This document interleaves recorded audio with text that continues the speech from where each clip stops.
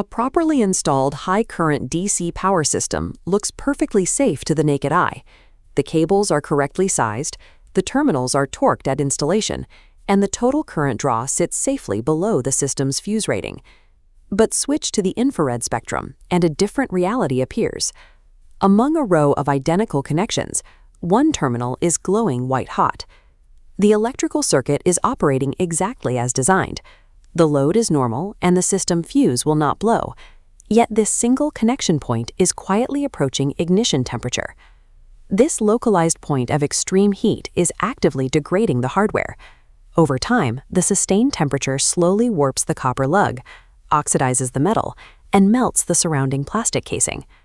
Invisible mechanical degradation at the connection point creates a localized resistance event, bypassing standard current-based safety logic. To intercept this kind of DC component failure, we have to deconstruct the physics driving the thermal artifact and learn how to correctly interpret infrared data. Relying solely on physical inspections and overcurrent protection leaves a massive blind spot. Securing a system requires reading the invisible thermal signatures long before the plastic starts to melt. To understand the heat, we have to move past the macro view of the terminal and look directly at the microscopic interface where the copper lug meets the busbar. On a microscopic level, these metal surfaces are essentially jagged landscapes of microscopic peaks and valleys. Electrical current is forced to bottleneck through the limited high points, the asperities, leaving the air gaps completely unused, creating contact resistance. A properly torqued connection applies immense mechanical clamping force to crush these microscopic peaks together, widening the bridge and maximizing the effective contact area. When that torque is compromised, whether through vibration, thermal cycling, or installation error, the clamping pressure drops. As the metals pull slightly apart, the number of active microscopic contact points shrinks dramatically. The system still demands the same total volume of electrical current, but now that current must force its way through a vastly reduced physical area. The immediate result is a severe spike in localized electrical resistance, exactly at this mating point. Electrical energy that cannot efficiently pass through this restricted bottleneck is instantly converted into thermal energy. A mechanical failure in clamping force becomes an electrical failure of resistance. The math governing this generation of heat is dictated by the power loss equation. Power dissipated as heat equals current squared multiplied by resistance. In high-current DC systems, the current variable is squared. This acts as a massive mathematical multiplier. If a battery bank supplies a typical continuous load of 200 amps, that base number is multiplied by itself before resistance even factors in. Looking at this relationship, because of that squared current, an almost imperceptible fraction of an ohm of added resistance results in an exponential spike in power dissipation. All of that dissipated wattages is trapped exactly at the microscopic point of resistance, creating a highly concentrated thermal load on the terminal. This resistance also introduces a secondary symptom, governed by the voltage drop equation. Voltage equals current times resistance. The bottleneck causes a measurable drop in voltage directly across the terminal itself.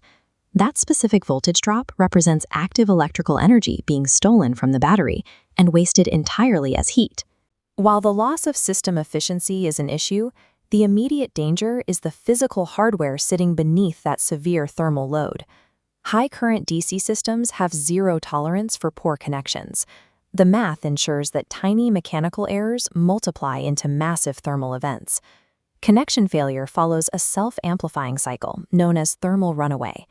The initial heat generated by the resistance permeates the copper lug and aluminum busbar. As the internal temperature of the metal rises, it physically expands. This thermal expansion actively microdeforms the geometry of the connection.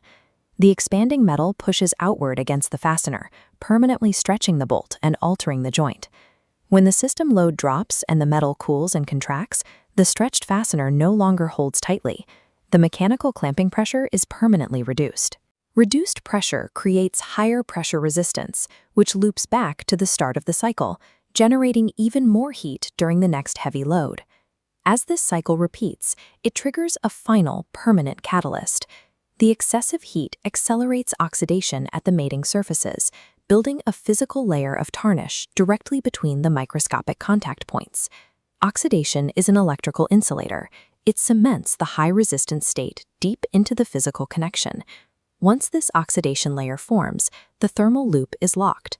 The baseline resistance is forever raised, even if the system cools down. Thermal runaway is a process of irreversible mechanical degradation that feeds itself until the material completely fails. A dangerous assumption in the electrical trades is the belief that a properly sized fuse guarantees protection against a fire. Overcurrent protection devices, like fuses and breakers, are designed to monitor and respond exclusively to total circuit anchorage. A localized point of high contact resistance does not force the system to draw more total current. The load on the system remains perfectly steady. The passing current is simply converted into extreme heat exactly at the failure point. The upstream fuse registers normal flow and does nothing. The terminal can easily reach temperatures high enough to melt cable insulation, warp plastic housings, and ignite adjacent combustible materials. Overcurrent protection is completely blind to localized thermal failure.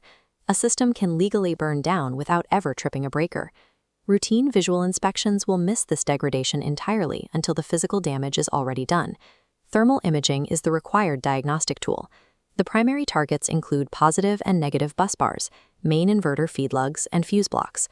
The core analytical technique is measuring delta T, or the temperature differential. Current flow naturally creates baseline heat. You are looking for a temperature imbalance between identical, parallel connections carrying the exact same load. Warning tone. When an anomaly is identified, strict safety protocols apply. You must never attempt to tighten a live, high-current connection. The system must be fully de-energized. The connection must be broken apart, inspected for an oxidation layer, mechanically cleaned, and retorqued exactly to manufacturer specifications. Using a thermal camera is the ability to visually map the power loss equation in real time. It allows professionals to intercept the exact moment a mechanical connection loses its clamping force, well before a catastrophic failure occurs.